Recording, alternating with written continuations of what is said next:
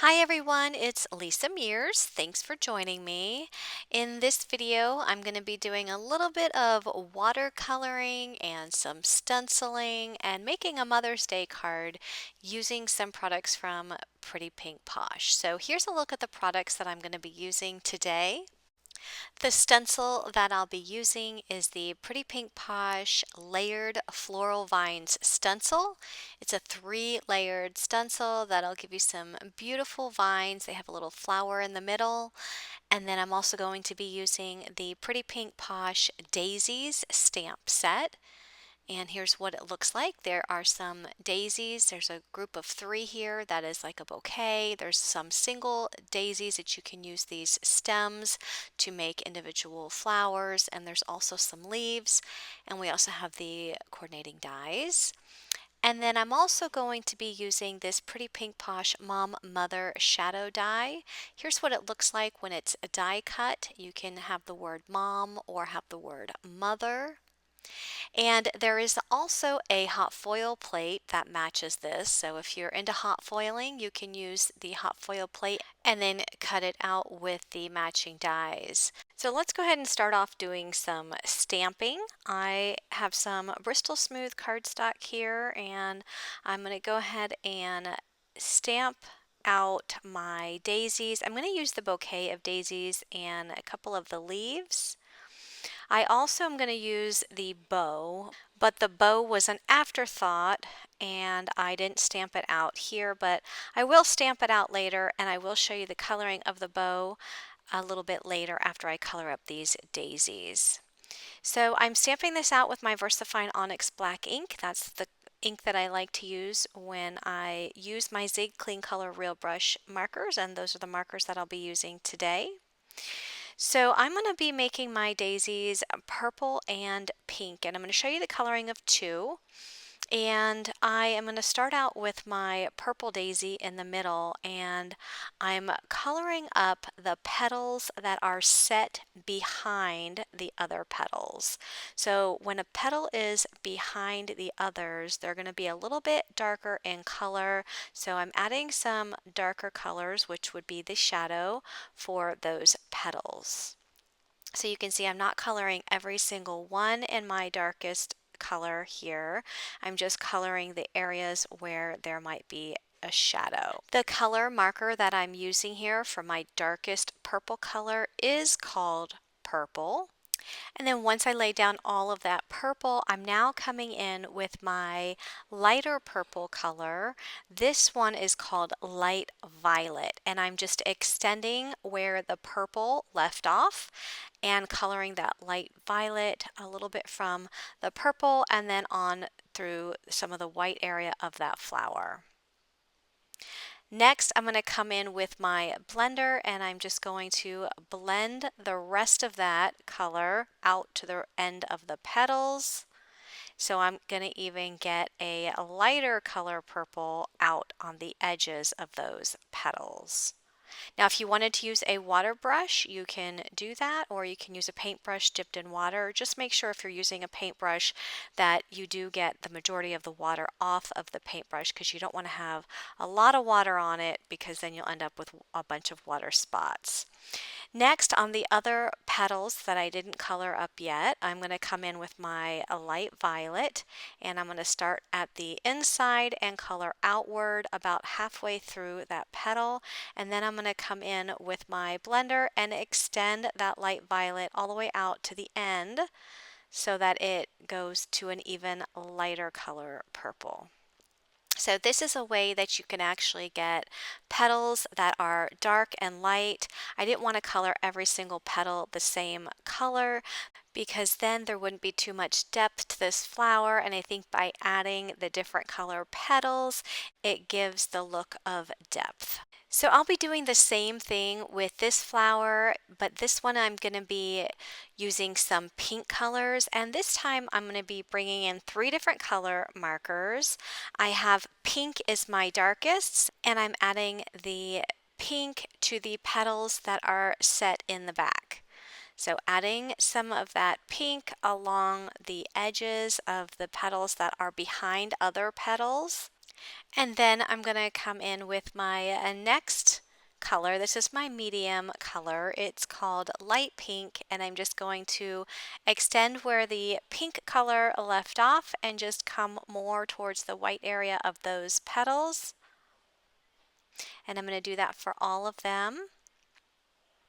And then I'm going to be coming in with a lighter pink color, which is the light pink, and I'm going to finish off and fill in the remaining petal. Now I will have a list of all of these colors on my blog, so you will be able to find the corresponding blog post link down in the description box below, and you can head over to my blog to see all of the colors. I will also have all supplies in the description box below as well. So on the petals that I haven't colored up yet, I'm just using the lightest pink. This is the light pink, and adding from the center outward and then using the blender to blend that more towards the edge. I'm going to come back in with the light pink, and I'm just going to put a little bit of the light pink on the inside center and then just use the blender to blend that out. I'm going to do the same thing for the flower on the very right, but I'll do that one off camera. For the center of these flowers, I'm going to have them be yellow, and I'm coloring with a darker yellow along the outside edge of that circle. I used the cadmium yellow along the edge and then came in with a lighter yellow, which is the mimosa, along the inside.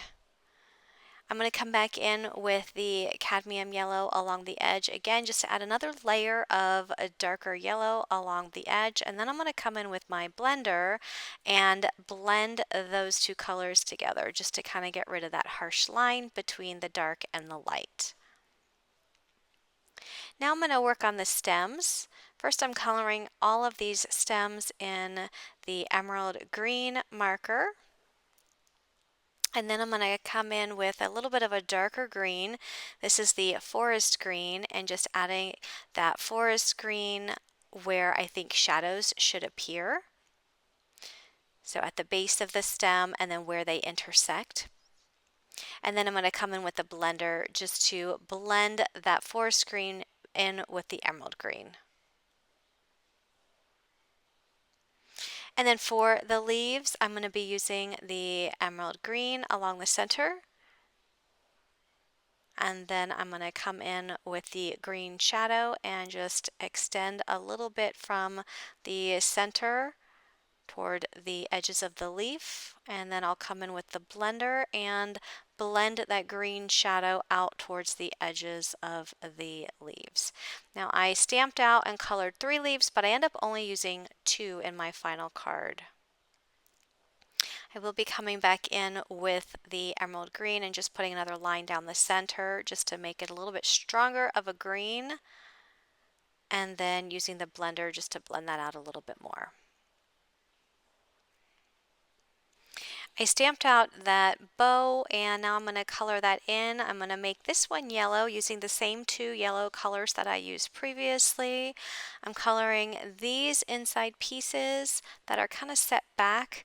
I'm making them a little bit darker, so coloring most of them with that cadmium yellow and then finishing up with the mimosa. I also added the cadmium yellow on the circle in the middle and a little bit of the white parts of that bow towards the center. And then I'm going to come in with the blender and just blend all of that out so that it's a really light yellow along the outside. I'm going to come back in with the mimosa and just add a little bit more of that yellow color and then blend that out some more.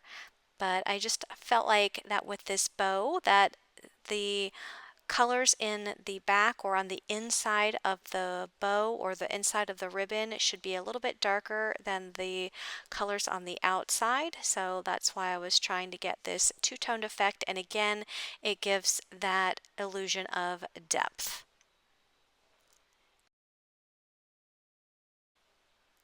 So I go ahead and die cut all of these out with the coordinating dies. And then I'll set those flowers aside as I work on my background for my card. And for the background, I'll be using the stencil that I showed you at the beginning of this video, which is the Layered Floral Vines stencil. I went ahead and cut my background out so that it measures 4 inches by 5¼ inches. And I'm just adding the stencil right on top. So this is stencil layer A, which is the vines, and I'm inking those up in the Catherine Pooler ink called Wintergreen, which is a very light green.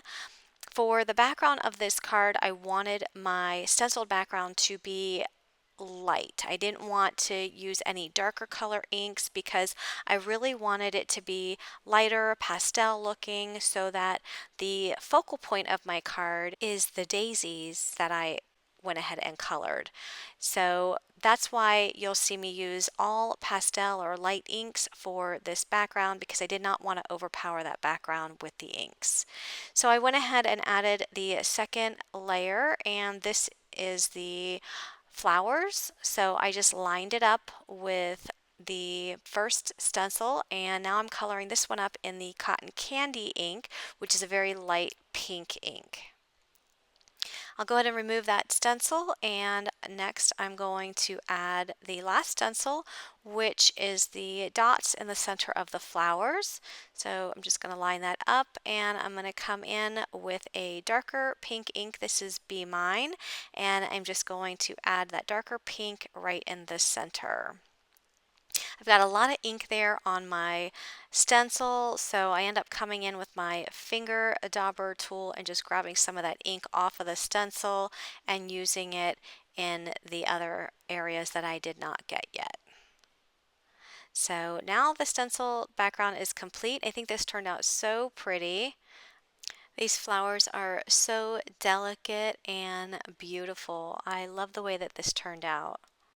For the sentiment, I'm using the word mom, which I went ahead and die cut out of some Bristol Smooth cardstock, and I'm going to do some of the watercoloring with the Zig markers, starting out with my darkest pink, followed by my medium color pink, and then finishing up with my lightest color pink. So I wanted this sentiment to match the color of the flowers, so I knew that this is a great way to do it. So if you ever don't have cardstock that matches the color that you're going for in your card, you can always pull out your markers. So if you did some coloring, just pull out your markers and color up some cardstock.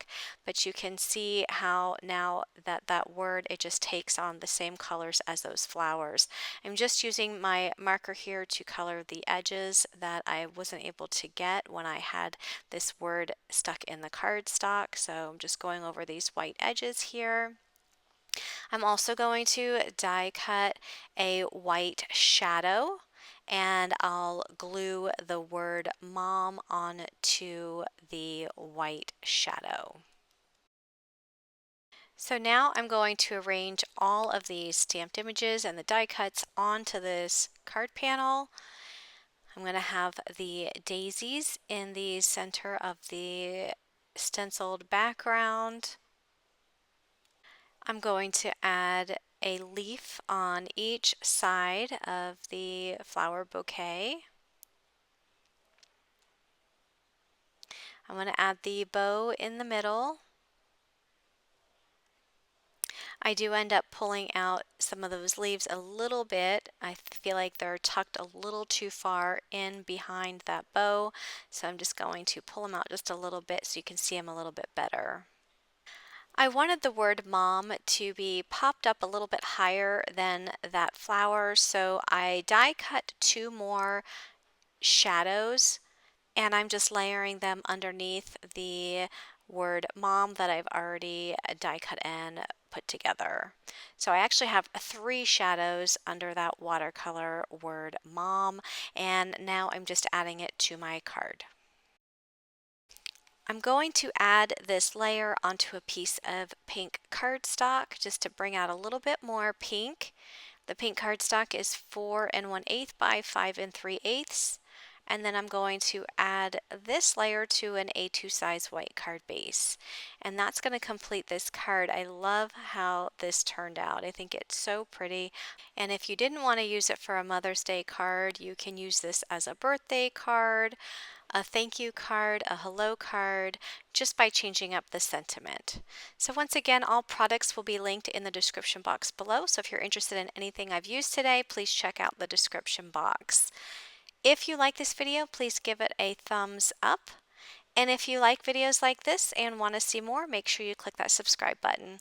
Thanks for watching and have a great day, everyone. Bye-bye.